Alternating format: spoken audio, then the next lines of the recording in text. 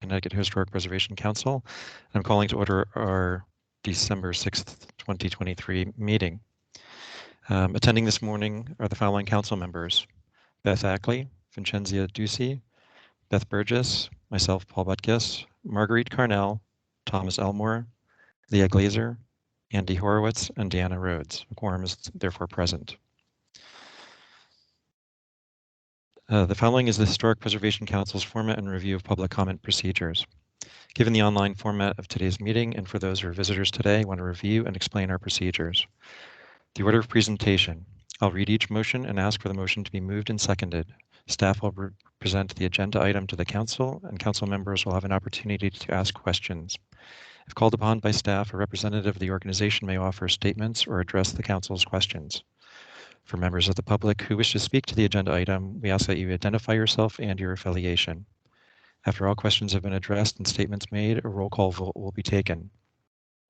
If members of the public have letters and or written statements they wish to submit to the record, please email them to Jonathan Kinney at jonathan.kinney@ct.gov. The Historic Preservation Council takes statements from members of the public but does not respond to questions. Lastly, please only address the particular agenda item being addressed at that time. The following is the Historic Preservation Council's policy regarding conflict of interest. The Historic Preservation Council votes on matters which provide leadership, service, and economic benefits to property owners, consultants, local governments, and not-for-profit organizations. Given this responsibility and to maintain the highest professional standards in the discharge of our duties, it's important to maintain a strong code of ethics for all council members and department employees. In order to avoid possible violations of the Department of Economic and Community Development Ethics Statement, it's necessary for the council to be aware of any situations in which there is a real, potential, or apparent conflict of interest involving anyone here. A conflict of interest may occur when a public official's participation in agency matters results in personal financial gain. All council and staff have been provided a copy of the Department of Economic and Community Development Ethics Statement and governing state statutes. Having reviewed them and today's agenda, members of the council and staff are now asked to disclose any affiliation with entities or projects that may create a conflict of interest as defined by agency policy and pursuant to Connecticut General Statute was I-79 through I-89, entitled Code of Ethics for Public Officials. Once disclosed, the member or staff may recuse themselves from that particular agenda item. Having read this statement, are there any council or staff members that would like to disclose a conflict of interest to any of the items on today's agenda? Seeing none, we can proceed. First item for review is item 4A. Review and approval of minutes and transcripts from the November 1st, 2023 meeting. Can I have a motion to approve? Deanna Rhodes, I'll make a motion to approve. Thank you, Deanna. And a second? Beth Burgess. Second. Oh. Give it to Beth. Thank you. Are there any comments from any council members for modifications to the meeting minutes?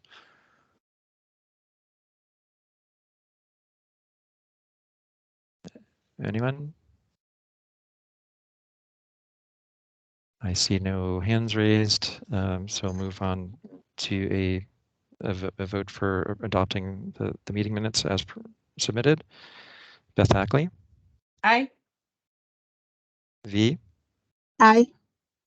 Beth Burgess? Aye. Myself, I'll abstain. Marguerite Carnell? Abstain, as I did not attend the November 1st meeting. Thank you. Tom Elmore? Aye. Leah Glazer? Aye. Andy Horowitz? Aye. Sarah Nelson? Aye. And Deanna Rhodes? Aye. The motion carries. We do have an addition to the item 4 agendas. At item B, it's the meeting minutes for the November 8th, 2023 SEPA meeting. Council members were provided with a copy of those minutes, which are really recording our vote and our directive on that matter, not a full transcript. Can I have a motion to approve those meeting minutes?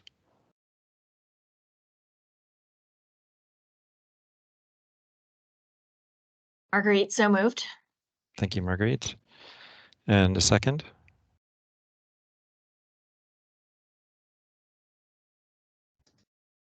Sarah Nelson, Deanna second. Rhodes.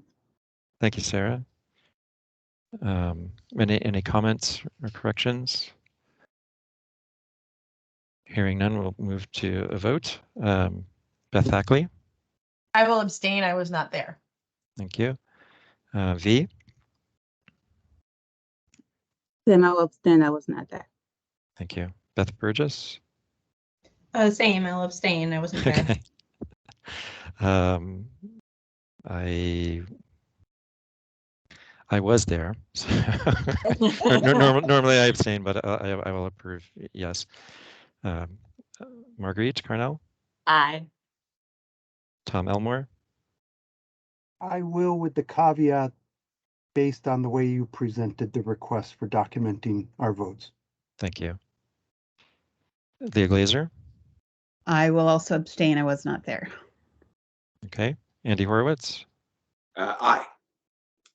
Sarah Nelson, I seconding Tom's comment. thank you. And Deanna Rhodes. Aye. Okay, motion carries.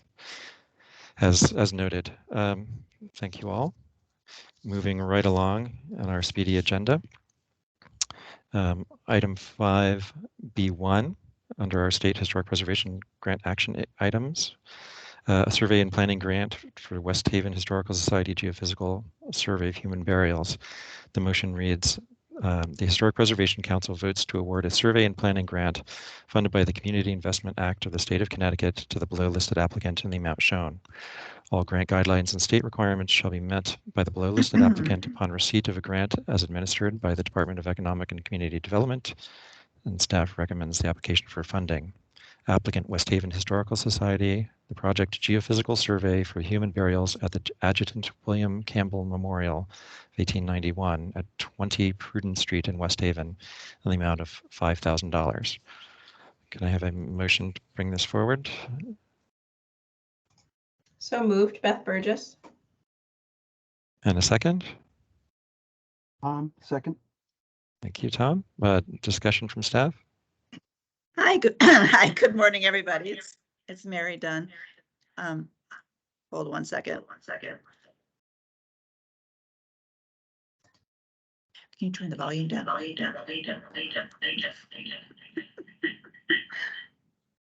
Okay, can everybody hear me?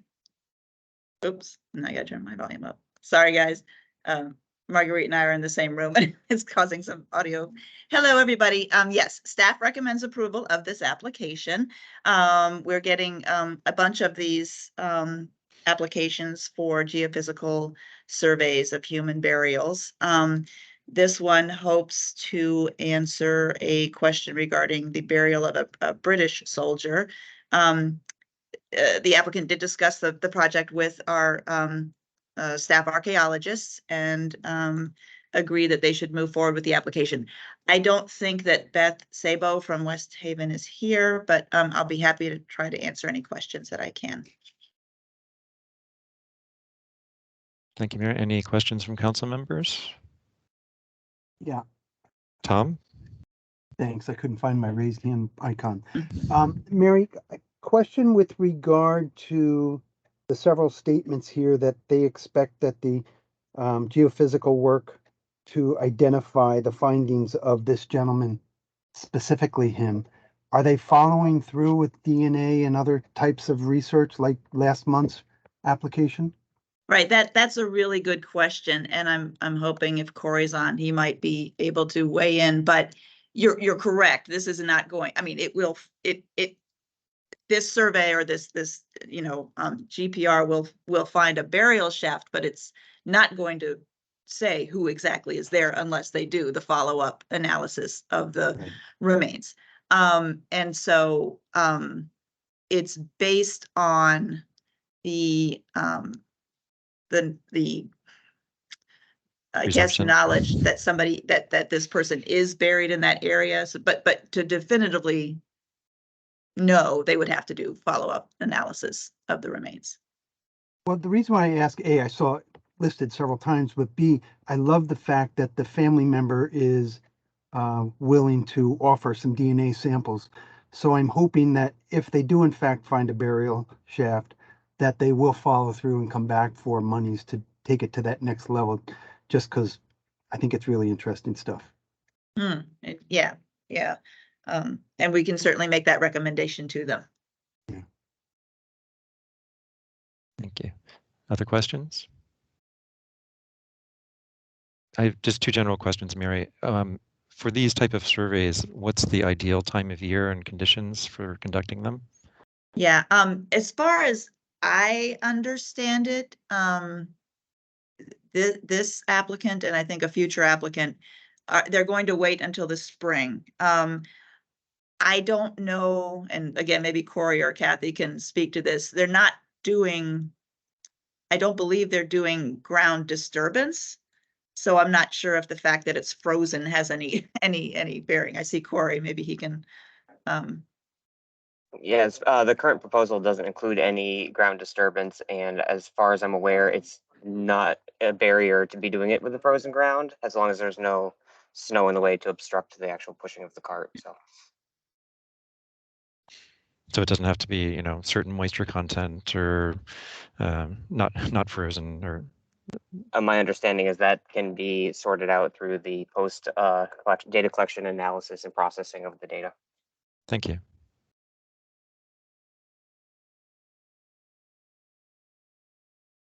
Any further questions or comments? Seeing none, we can move on with a roll call vote. Beth Ackley, Aye. V, Aye. Aye. Beth Burgess. Aye. I will abstain. Marguerite Carnell. She may have to yell on. Aye. Thank you. Tom Elmore, Aye. Leah Glazer, Aye. Andy Horowitz, Aye. Sarah Nelson. Aye, You're muted. sorry, technical Thank you. difficulties. That's okay. And Deanna Rhodes. Aye. The motion carries. Thank you very much. thank you so much. Our next item is 5B2, a certified local government historic preservation enhancement grant for the town of Fairfield. The motion reads, the Historic Preservation Council votes to award a certified local government historic preservation enhancement grant funded by the Historic Preservation Fund of the Department of the Interior National Park Service to the below listed applicant in the amount shown. All federal and state grant guidelines and requirements shall be met by the below listed applicant upon receipt of grant as administered by the Department of Economic and Community Development. Staff recommends the application for the funding, and the applicant is the town of Fairfield, and the project is to revise and update the 2010 Historic Districts and Properties Handbook. The amount requested is $15,000. Can I have a motion to approve? Sarah Nelson, so moved. And a second? Second.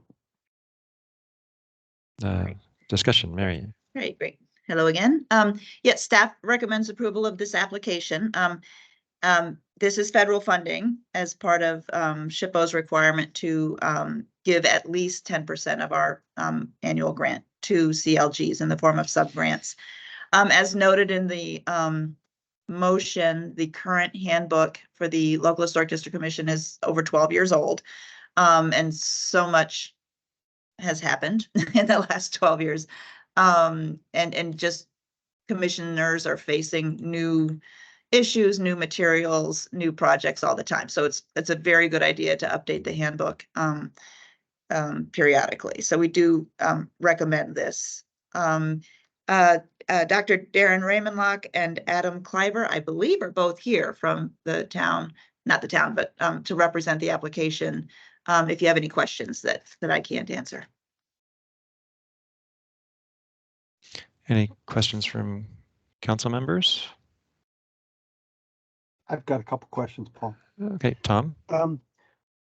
Mary, I don't know if you can answer this or the two other people, but when I see the word guidelines, handbook guidelines, I'd like to know if those are suggestions, recommendations, or mandates. because it makes a big difference. Yeah. I don't think anything's a mandate. The property owners in the districts need to know what basis commissioners are making their decisions. And so that's why they develop these guidelines. Even the standards that are put forth by the National Park Service are not mandates. They're recommended best practices. We do suggest that commissioners use the Secretary of the Interior standards as the basis for their guidelines, but I would say that these are just that. It's a tool and a resource for the property owners so that they know what to expect when they submit an application. And then, everything is on an individual basis, and so everything becomes a conversation once it actually gets to the commission. Right. No, that makes sense. Then my second question is, what kind of consultant do they expect to hire to do this update? Well, we have funded, or you guys have helped to fund a bunch of these in the recent past. Norwich hired a preservation professional that was, he wasn't an architectural historian, he was sort of a planner. So you need someone that meets the Secretary of the Interior's professional qualification standards for a field of preservation.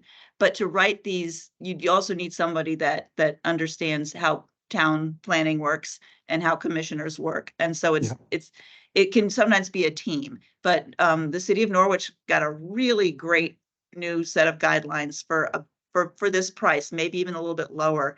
And they hired a preservation planning consultant to do it. It was an individual, but Oh, that's great. Thanks. I was just asking because it didn't say. Usually it says what right. kind of professional they're looking to hire. Yeah. So, thank you.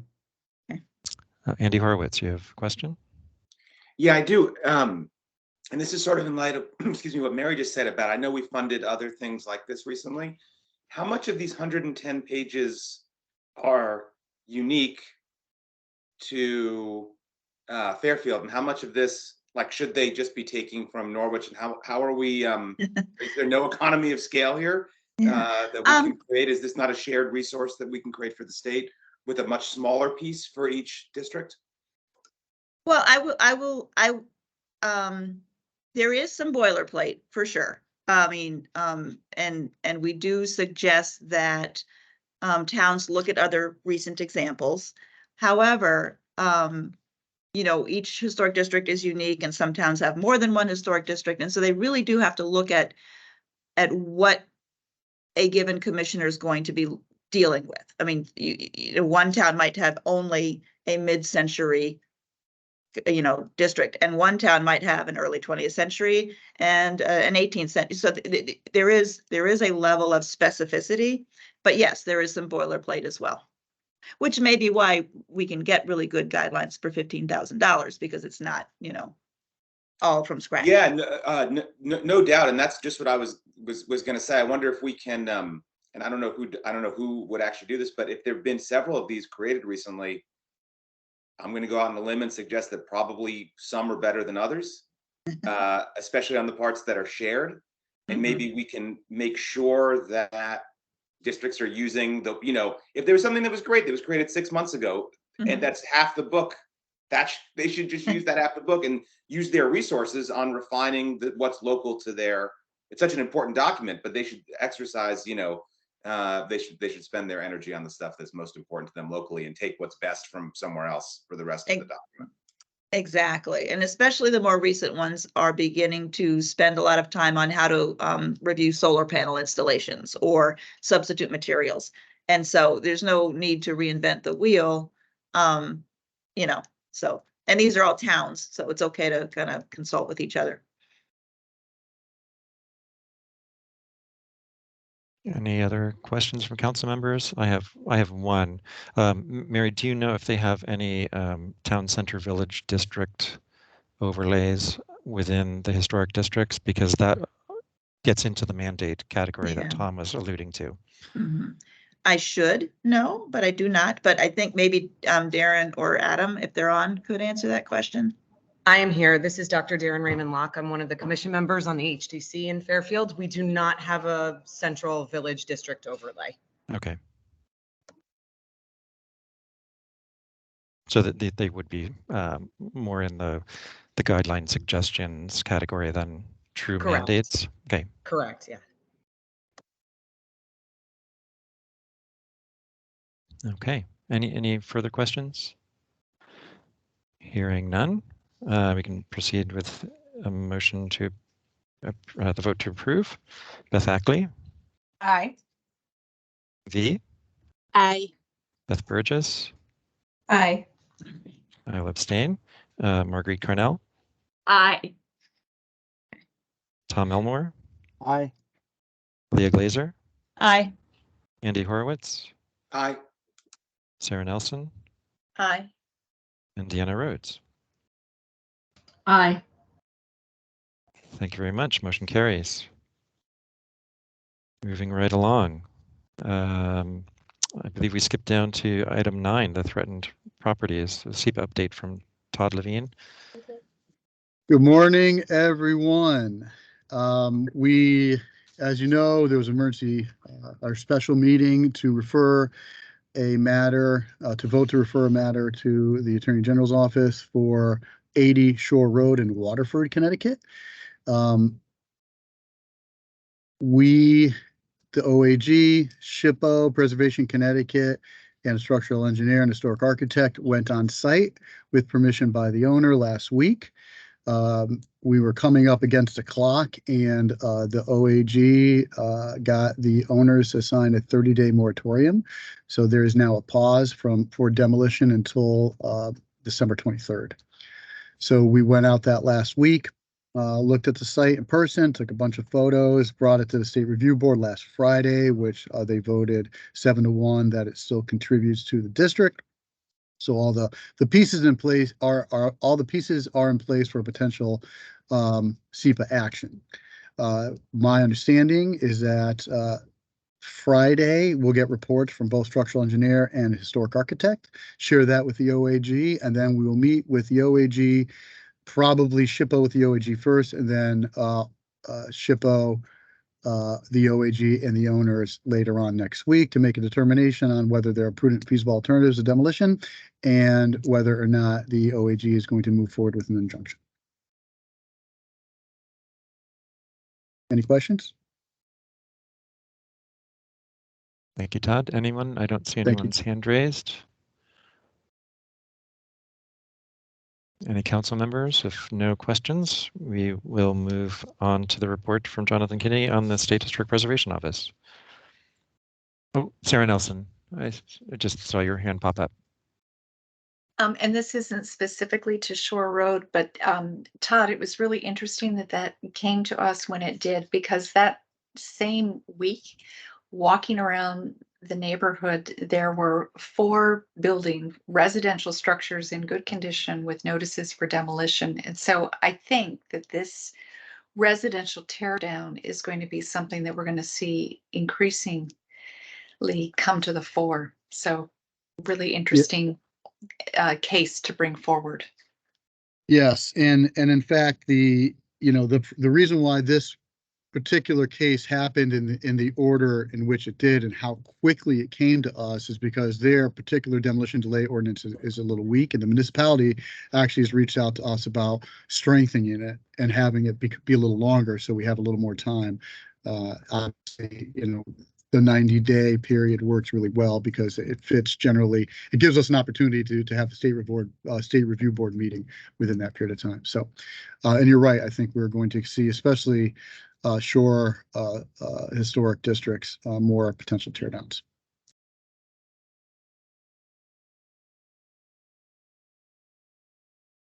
Anyone else before we move on? Trying to see any hands raised. It doesn't look like anyone has raised their hand, so we will move on to Jonathan's report. Good morning, everyone. Thank you, Paul. Some follow-ups from our last meeting. I wanted to, well, at the last meeting, I was very excited to announce that we had just hired our new GIS analyst to manage our new Concrest system. I'm very excited to have the opportunity to introduce you all to Kevin Berger. I don't know if he's on camera right now. If he is, maybe he can pop on, or if he isn't, maybe he can pop on. There he is. Kevin started with us a few weeks ago, and he's been doing a great job for us already. He's really just been sort of working on putting the last pieces of the puzzle together to get Concrus completely up and running, meeting with the consultant that put the system together, getting last minute permissions and licenses and all the technical things that need to go into this system being fully launched. So we are hopeful that that will happen within the next few weeks. And we will certainly announce that when it does happen, but I wanted you all to have the opportunity to meet Kevin, and he's been a godsend for the office, and we're very happy to have him here. So I'm happy that you all get a chance to meet him, and I'm going to talk a little bit more about Concrus training down in my report, so I will circle back to training on the Concrus system. But thank you, Kevin, and I hope you all get a chance to talk to Kevin in the future. I wanted to move on to the training requests that council had put forth at the last meeting. I wanted to circle back on that. The first being SEPA training. I did reach out to the Office of the Attorney General, and they are happy to get something on the calendar. We're looking at potentially doing that in January. I do not have a date yet, but we could do potentially do a Wednesday morning, since that seems to work for most members of council. We could also do a lunchtime presentation if that would work better for you guys, so you don't have to take time out of your work day in the morning. I was thinking lunchtime might be a better way to do it, or late morning into a lunch. I'm waiting to hear back from the OAG on potential dates that they have as far as availability goes, but I will circle back with council and send you an update as soon as I hear from them and float some potential dates for you guys. But it does look like we'll be able to get that SEPA training together for you guys in January. The second training that we had talked about at the last meeting was sort of overview of SHPO programs. For some of the newer council members, I thought that would be helpful. We were also looking at putting that together in January. I think that could certainly be done as a lunchtime meeting, potentially. And let me know what you guys think about this. We were thinking maybe sort of just a round robin with SHPO staff, where we could have 5 to 10 minutes with each person, and they could go over their programs, just sort of give you a quick overview of what they're doing. That might generate additional questions or discussion that we could go into more detail, either at a future meeting, or we could just have a follow-up discussion via email. And then the final training, which I wanted to circle back on, is Concrus training for the GIS system. I think that would be very helpful for you guys. Obviously, we're going to wait until the full launch of the system before we start rolling out trainings. But as soon as that does happen, we will certainly let you know. And the HPC will certainly be on the list of organizations that we're looking to provide training to. And the last thing I had on my list was just a general thank you to the council for all of your time and your work and your guidance and your feedback this year. It is completely invaluable to this office. It is, we could not do our jobs without it. So we really appreciate your time and everything you do for us. And I hope you all have a happy and healthy holiday season. Thank you. Thank you, Jonathan. Next item is item 12, the report on museum properties from Liz Shapiro.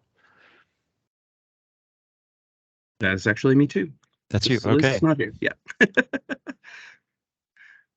Liz asked me to present her report for her. Am I muted? I am not muted. Okay. Nope, we hear you.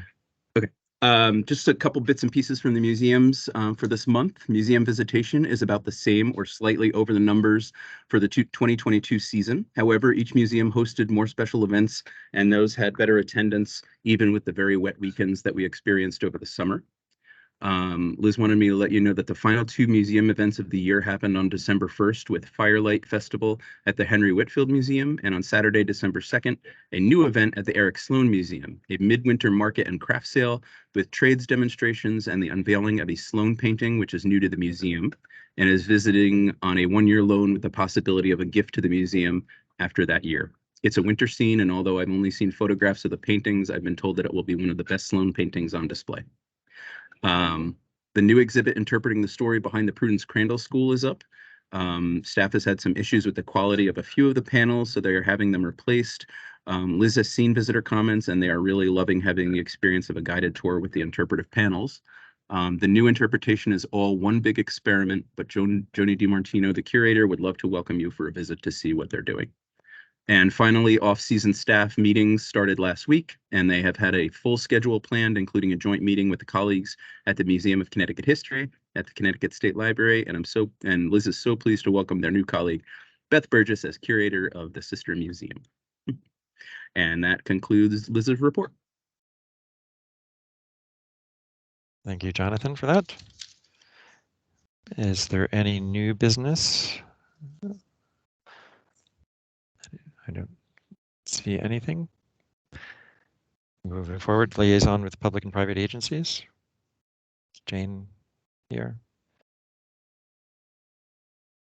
Good morning, everybody. Jane Montanaro with Preservation Connecticut. Just two quick announcements. We're heading into awards season, and Preservation Connecticut's awards nomination portal is open on our website, and award nominations are due by February 2nd. And I'd like to put a plea out to see if we can get some nominations for young preservationists for our Mimi Finley Award. Would be great to see some of the work that our young folks are doing out in the field. So anyone 35 and younger is eligible. And then also, I'd like to give a shout out to our very own Chris Wiegren, who will be honored tomorrow evening at the AIA Connecticut Awards for his work in public service. So if I see any of you there tomorrow night, I'd like to say hello and give Chris a nice congratulations. So thanks, everybody. Thank you, Jane.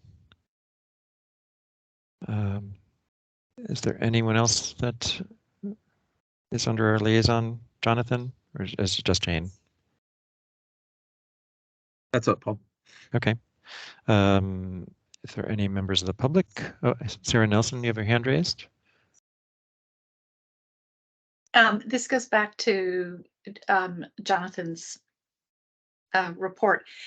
Jonathan, one of the things that occurs to me is that when we had Dropbox, we had more than just the agendas in Dropbox in the meeting material. We had the enabling legislation, the state preservation plan, other things that are documents that council members should be conversant with. And I know we've talked about that in the past, but I'd like to, again, request that we do that for the SharePoint so that there's a place that council members can go to. Yeah, what I can do is in the overall Historic Preservation Council folder, I'll create a subfolder for just sort of general HPC material. I can put the enabling legislation and any other sort of general, not project specific information in there for you guys. I'm happy to do that. Sure. That'd be great. Great suggestion, Shara. And if there's anything else, I don't see anything else on our agenda. Other than I'd like to just wish everyone a happy holiday season and looking forward to seeing you in the new year. Thank you all for your efforts this past year, making my transition into this new role a little bit easier. I appreciate everyone's assistance, helping me get my sea legs, so to speak. And with that, I'd like a motion for adjournment. Paul, just a quick reminder to everyone that, I'm sorry, the January meeting is not the first Wednesday of the month. We've pushed it back to the 10th, just so we don't have a conflict with the New Year's holiday. So we'll see you on January 10th. Thank you for reminding us of that, Jonathan. Sure. I didn't read my last sentence on the page. No, we'll let everybody go if we have a motion to adjourn. I'll make a Deanna motion. Rhodes, I'll make that motion. Have Tom and Deanna. Is that okay? All in favor, say aye. Aye. Aye. Any opposed? I don't hear any opposition. Thank you all very much, and we'll see you in January. Thanks, everyone. Bye, everybody. Happy holidays, everyone. Happy holidays. Thank you. Happy holiday.